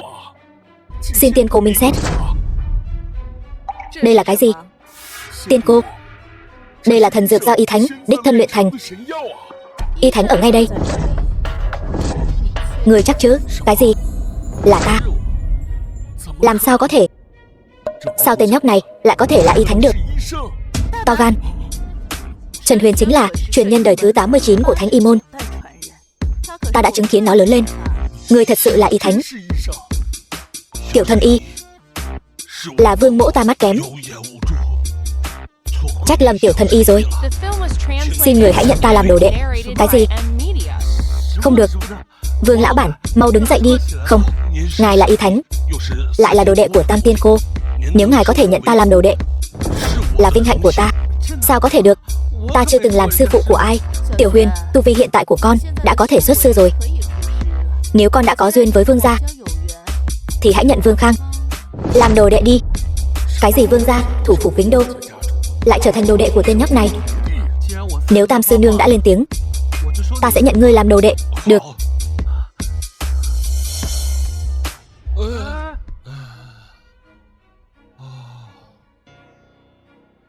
Ngươi trúng cổ quá sâu. Nếu ta ra tay chậm một bước nữa thì ngươi đã mất mạng rồi. Ai cho ngươi viên bách thảo này? Là môn khách gia chủ Vương Khang mới mời đến. Vương Hạo, Kiều Chuyển Long thần công quả không hổ danh là công pháp đệ nhất Trường Sinh Điện. Tiếc là thân thể này quá yếu, ngay cả tầng thứ nhất của thần công cũng không thể đột phá. Môn chủ, tên nhóc Trần Huyền kia đã tìm đến Vương Khang. Ta nghi ngờ hắn đã biết chuyện huyết cổ rồi. Biết thì đã sao? Hiện tại huyết cổ đã khống chế được tứ đại gia tộc. Toàn bộ tài nguyên hàng đầu của Đông Lăng đều đã rơi vào tay của luyện ngục môn ta. Chỉ bằng một tên nhóc con miệng còn hôi sữa, có thể làm nên sóng gió gì? Cha hắn tuy là vua của Trường Sinh Điện, nhưng 100 năm trước không phải vẫn chọn hồn phi phách tán cùng ta đồng quy vu tận sao? Còn ta thì vẫn còn sống. Tuy ta phải dựa vào một tia thần hồn bám vào người của môn đồ Vương Hạo để trọng sinh, nhưng dựa vào thực lực và kinh nghiệm tích lũy 100 năm qua của ta, lần này Trường Sinh Điện làm sao đấu lại với luyện ngục môn của ta? Không biết tên nhóc Trần Huyền này đã dẫm phải cái gì mà lại có tới 5 sư nương lợi hại như vậy. Người nói chắc là ngũ đại thần của Trường Sinh Điện.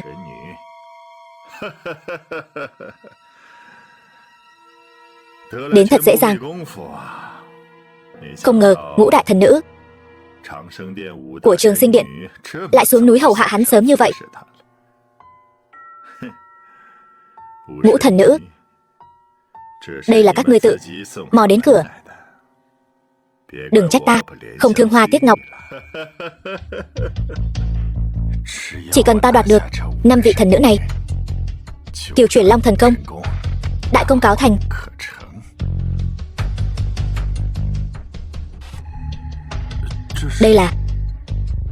Đây là mẫu cổ. Trước đây ở trên người ngươi là công cổ. Công cổ đã động tình. Nếu không dùng mẫu cổ áp chế, không quá tối nay ngươi sẽ bạo thể mà vong. Yên tâm đi, đợi ta thần công đại thành, nhất định sẽ đưa Chu gia bước vào tiên môn.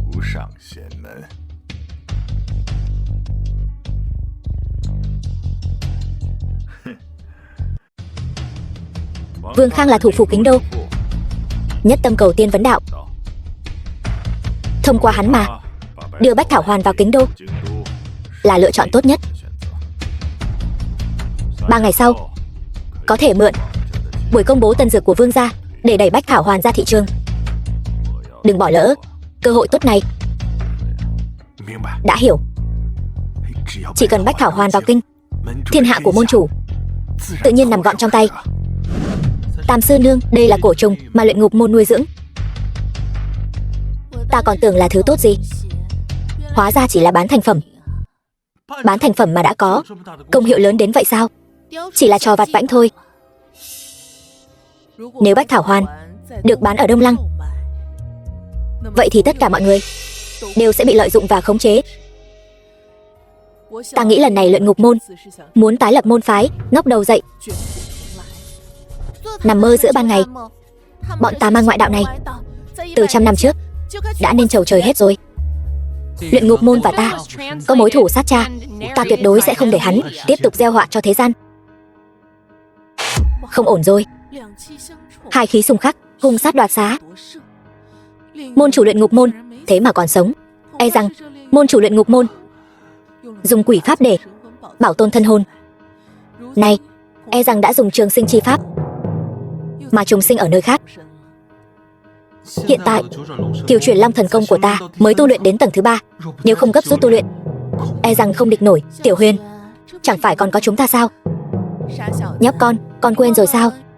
Muốn luyện thần công, ắt có chúng ta, các thần nữ cùng hầu hạ. Yên tâm, chúng ta sẽ giúp cậu. Tiểu Huyền, Kiều Chuyển Long thần công pháp luyện thành không dễ dàng. Chỉ dựa vào một mình con, trong thời gian ngắn rất khó đột phá. Mấy sư nương chúng ta sẽ giúp con cùng tu luyện thần công. Tiểu Huyền, sư nương đã tính toán, tính ra hôm nay là thời điểm tốt để con tu luyện Kiều Chuyển Long thần công. Ý của các tỷ muội chính là ý của ta. Tiểu Huyền, cơ hội không thể bỏ lỡ. Thời gian không trở lại. 5 vị sư nương, hãy giúp tôi trong thời gian ngắn nhất tu luyện thần công.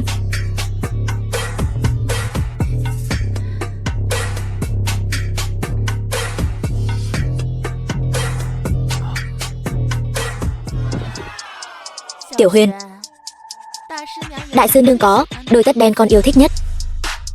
Tiểu Huyền, tối nay muốn ở khách sạn nào vậy? Tiểu Huyền, cùng Tam sư nương tu luyện. Phúc khí của con ở phía sau. Ta là đại minh tinh, đều phải nhường ta một chút. Tiểu Huyền, Ngũ sư nương là người biết thương yêu nhất.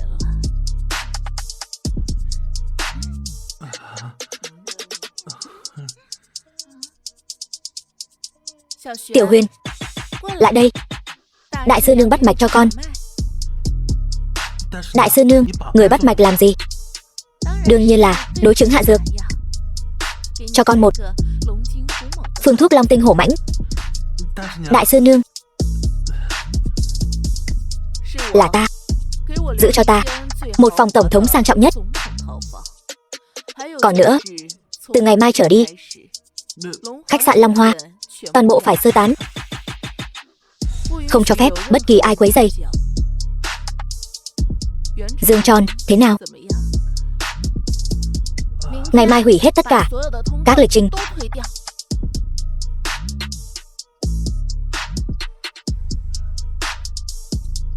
Lăng thời song tu có thể hấp thụ tinh hoa nhật nguyệt. Các tỷ muội, mọi người thấy thế nào?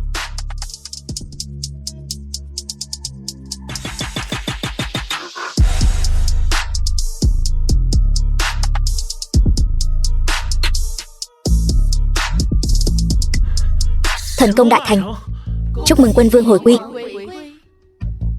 Các sư nương đang làm gì vậy? Tiểu đồ đệ của mọi người. Quân vương gì chứ? Năm đó Thánh Y môn và Luyện Ngục môn đại chiến. Phản đồ Luyện Ngục môn tuy bị tiêu diệt toàn bộ, nhưng Thánh Y môn nguyên khí cũng đại thương. Lão quân vương thần hình tan biến, Ông ấy giao thiếu chủ cho 5 vị thần nữ chúng ta nuôi dưỡng, giúp con hoàn thành thần công. Bây giờ thần công đại thành, lão quân vương cuối cùng có thể an nghỉ rồi. Nếu không có 5 vị sư nương giúp đỡ, con mãi mãi không thể đột phá tầng thứ 5. Đa tạ 5 vị sư nương đã nuôi dưỡng, dạy dỗ.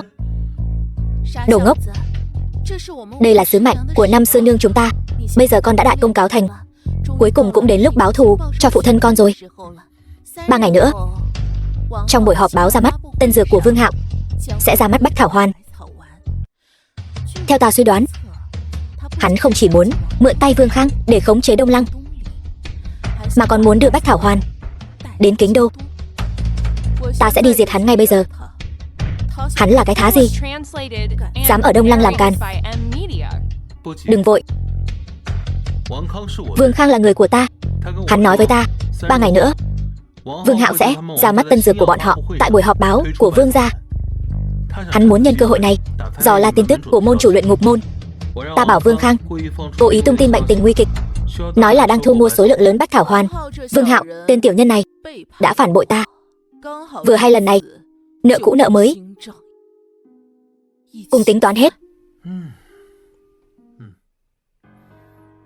Ngươi thật to gan. Ngươi có biết ta là ai không? Ta chính là hội trưởng Hội Y Dược Đông Lăng, lão tiên sinh nhà chúng tôi. Há là hạng người ngươi có thể gặp. Ngươi, tôi nghe nói Vương lão bản bệnh nặng, nên đặc biệt mang Bách Thảo Hoàn đến biếu.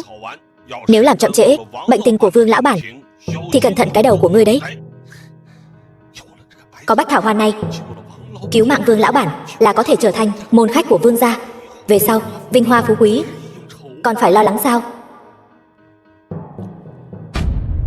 Tên tiểu tử này làm sao có thể vào được? Ngươi nói ta sao? Đương nhiên là đến tìm đồ đệ của ta rồi. Đồ đệ? Tên tiểu tử nhà ngươi cũng xứng thu nhận đồ đệ sao? Tên tiểu tử nhà ngươi chắc chắn cũng muốn làm môn khách của Vương lão bản. Ta không thích làm môn khách của Vương gia. Vương gia, thủ phủ Kính Đô đang rộng rãi chiêu mộ môn khách thiên hạ. Ai mà có thể lọt vào mắt xanh của Vương lão bản thì đời sau phú quý không lo. Ai đó ở cửa ồn nào cái gì vậy? Đây chẳng phải là Vương tiên sư sao? Năm ngoái ở hội nghị giao lưu y dược chúng ta đã gặp nhau. Thì ra là Lưu hội trưởng. Có việc gì vậy? Nghe nói Vương lão bản bệnh nặng nên đặc biệt đến tặng thuốc. Đây chính là thần dược do y thánh luyện chế, đến tận cửa tự tiến cử, muốn làm môn khách của Vương lão bản. Được thôi, chuyện này cứ để tôi lo. Vương tiên sư, Vương gia tìm kiếm người tài, rộng rãi chiêu mộ kỳ nhân dị sĩ, nhưng loại người tâm thuận bất chính, mất hết y đức này thì vẫn là đừng nên cân nhắc thì hơn. Trần Thần Y, sao cậu cũng đến đây? Tên nhóc miệng còn hôi sữa nhà ngươi có phải cố tình muốn đối đầu với ta không? Thật không biết tự lượng sức mình, chỉ với chút tài mọn ấy mà cũng muốn đến Vương gia làm khách, thật là si tâm vọng tưởng. Vô lễ. Ngươi là cái thá gì mà dám bất kính với Trần Thần Y? Vương tiên sư, ngài chớ có để bị tên tiểu tử này lừa. Hắn chỉ là một lang băm. Câm miệng. Đạo hạnh tu vi của Trần Thần Y là thứ mà ngươi có thể thấy được sao?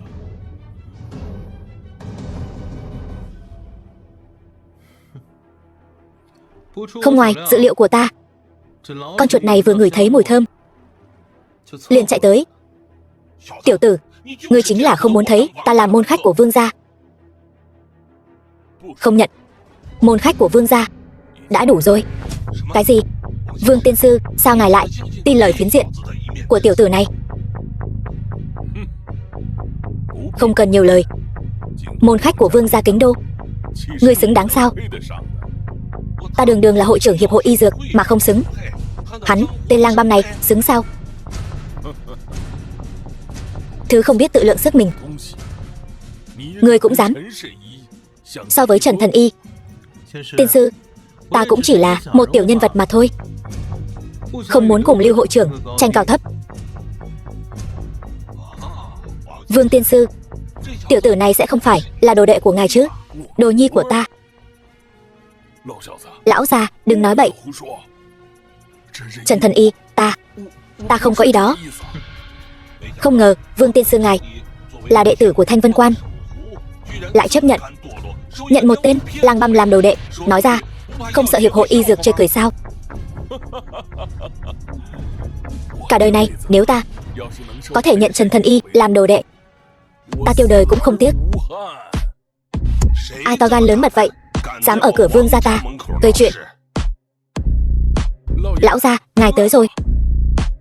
Vương lão bản, ta tới đưa thuốc cho ngài đây. Sư phụ, sao người lại tới đây? Biết trước, người tới, ta đã phái người đi đón người rồi. Đồ nhi tốt của ta, thật chu đáo. Mau vào trong ngồi. Sư phụ. Lão gia, tên lang băm này cũng có Bách Thảo Hoàn.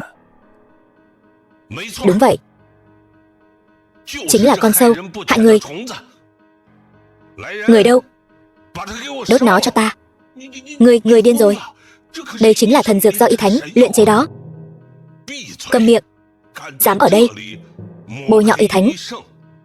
Kẻ không có y đức như ngươi, không xứng làm thầy thuốc nữa. Truyền lệnh của ta, bây giờ phong sát kẻ này, vĩnh viễn cút khỏi Đông Lăng thị. Đừng tin tiểu tử này, hắn chỉ là một lang băm ở cái y quán rách nát. Lang băm, thứ không biết điều. Ngươi xem, đây là cái gì?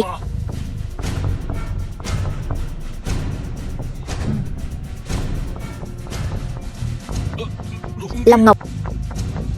Đây là tín vật của y thánh. Sao ngươi lại có? Hắn chính là y thánh chân chính. Không thể nào. Thằng nhãi danh này sao có thể là y thánh? Đồ mù mắt. Hắn không phải. Chẳng lẽ là ngươi sao?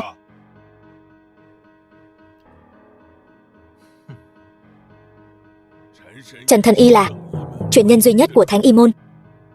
Ngươi đắc tội hắn, chính là đắc tội với tất cả y giả trong thiên hạ.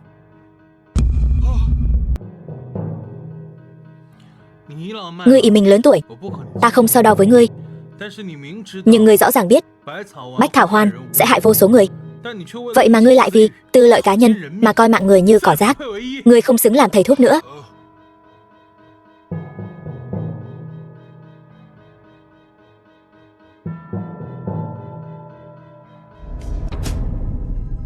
Quả nhiên không nằm ngoài dự đoán của ta. Tất cả hào môn thế gia ở Đông Lăng đều đến rồi.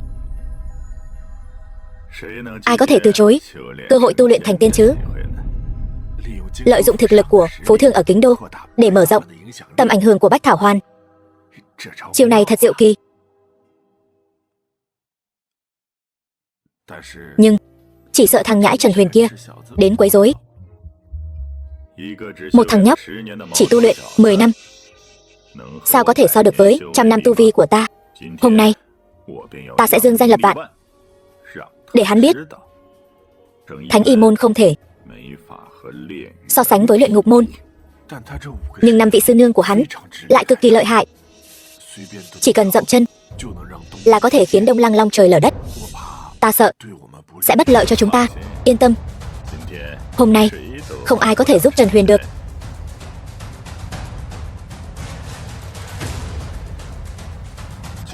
Giờ lành đã đến.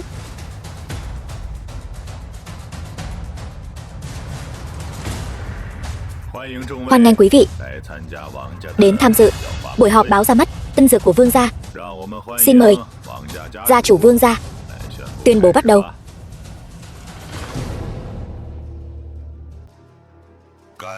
Cảm tạ quý vị đã đến tham dự buổi họp báo ra mắt tân dược của Vương gia chúng tôi. Vương mỗ vô cùng cảm kích. Gần đây ở Đông Lăng đang lưu hành Bách Thảo Hoàn, là do Thánh Y của Thánh Y môn nghiên cứu. Dùng lâu dài có thể tăng cường tinh khí, trường sinh bất lão. Vậy nên lấy danh dự của gia chủ Vương gia ra đảm bảo, thật là hoang đường. Vương lão gia, ông e là đã lú lẫn rồi. Nếu không phải nhờ Bách Thảo Hoàn, cái chân tàn phế 10 năm của ông sao có thể được chữa khỏi ở bệnh viện? Nếu đây không phải thần dược, thì là gì? Mọi người đều biết, The film was Thiên Hạ Y Môn translated and narrated by đều lấy Thánh Y Môn làm đầu. Nhưng trăm năm trước, còn có một môn phái, đó chính là môn phái lấy người luyện dược, Luyện Ngục Môn khét tiếng.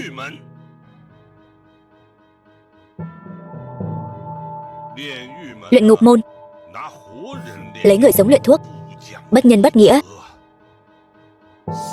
nuôi huyết cổ, tội ác tày trời. Vương lão bản, hôm nay Đông Lăng thế gia đều có mặt ở đây. Người ăn nói ngông cuồng, yêu ngôn hoặc chúng, là ý gì? Người nói vậy là ý gì? Bách thảo hoa này hoàn toàn không phải thánh y nghiên cứu ra, cũng không phải thần dược gì. Vương Khang, bách thảo hoa này đã chữa khỏi chân cho ngươi.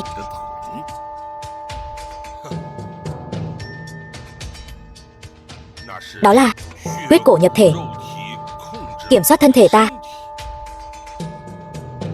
Nếu ta còn tiếp tục dùng, e rằng ta sẽ trở thành thịt thối nuôi huyết cổ. Vương Hạo, ngươi muốn lợi dụng ta, mang bách thảo hoa này lưu truyền ra Đông Lăng, xâm nhập vào Kính Đô. Ngươi nằm mơ đi. Hôm nay ta sẽ trước mặt tất cả các hào môn thế gia của Đông Lăng tuyên bố, ngươi muốn giúp Luyện Ngục Môn trở lại, đó là nằm mơ giữa ban ngày. Bây giờ ngươi đã trúng cổ độc của ta, còn dám ngông cuồng như vậy, là muốn mất không toàn thây sao? Trời cao có mắt, để ta sống sót.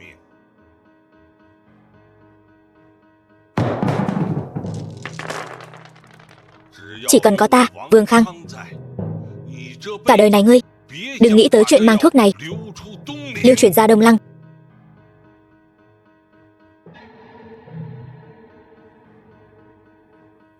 Cổ độc đã giải. Là ai? Là ta.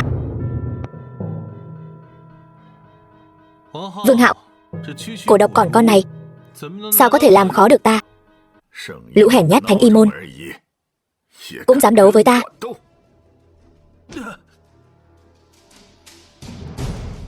Ngươi không phải Vương Hạo, ngươi là môn chủ Luyện Ngục Môn. Cha ngươi cũng mất trong tay ta. Chỉ bằng ngươi còn muốn đấu với ta?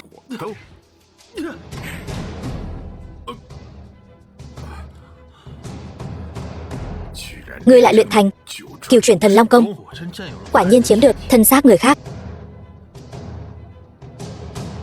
Tiểu gia ta không muốn vấy bẩn tay, ngươi tự kết liễu đi.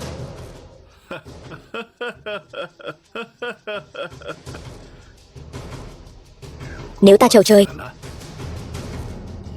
ngươi sẽ không bao giờ được gặp sư nương của ngươi nữa. Ngươi đã làm gì?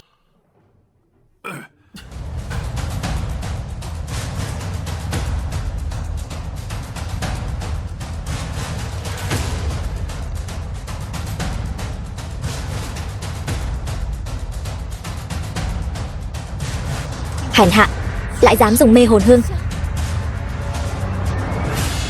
Đừng vội, đừng vội, chờ chút, tới lượt từng người các ngươi. Ta khinh, ngươi nằm mơ. Muốn chúng ta giúp ngươi luyện thành thần công, đời đời kiếp kiếp cũng không thể. Lão già đáng ghét, ngươi dám động đến chúng ta, Tiểu Huyền sẽ không tha cho ngươi. Thì ra là tên tiểu tử nhà ngươi muốn cướp vận. Kẻ cướp vận người khác sẽ không có kết cục tốt đẹp. Ngươi cứ chờ chầu trời đi. Thần thần bí bí, câm miệng cho ta. Đã lắm lời như vậy, vậy thì ngươi là người đầu tiên.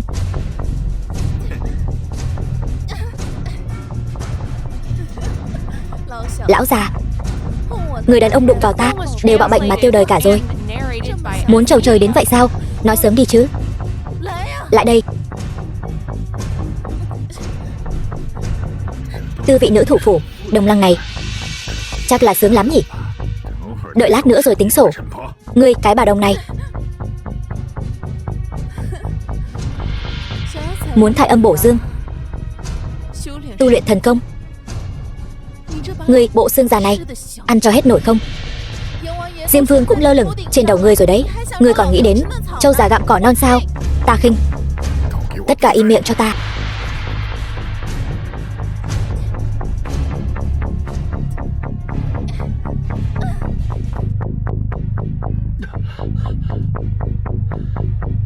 Sao ngươi biết ta ở đây?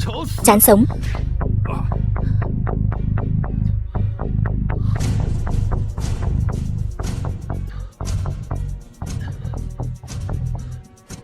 Tiểu Huyền, cuối cùng cũng đến rồi.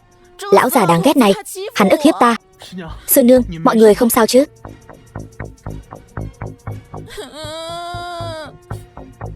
Có ta ở đây, không ai có thể làm hại mọi người.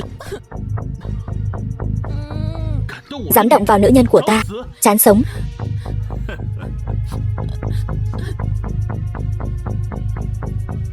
Ngũ đại thần nữ của Trường Sinh Điện. Thải âm bổ dương, khí cụ tuyệt hảo. Cho tên tiểu tử nhà ngươi, thật là phung phí của trời. Chi bằng nhường lại cho ta, vui vẻ một chút. Đi chầu trời đi.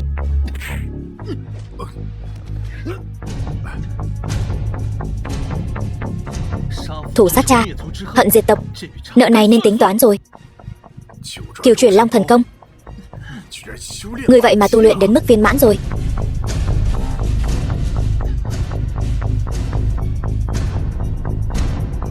Thì ra là vậy. Xem ra các người đã sớm hợp thể luyện công. Khó trách. Khó trách. Tiểu Huyền nhà chúng ta trẻ trung khí thịnh, sao lão già như ngươi có thể so sánh được? Vậy thì sao chứ? Xem ngươi còn mạng để mà vui vẻ không?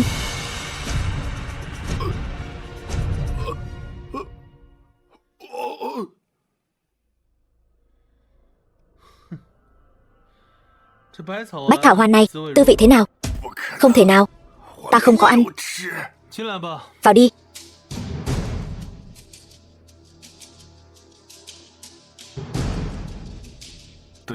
Đa tạ Trần Thần Y cứu mạng. Cổ công và cổ mẫu trên người ngươi đều đã được loại bỏ. Ngươi dám phản bội ta? Ngươi dùng bách thảo hoàn uy hiếp tính mạng Chu gia ta, ta còn phải cảm kích ngươi hay sao?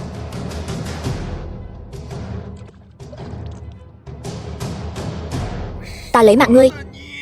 Lão già, 100 năm tu vi của ngươi thì đã sao?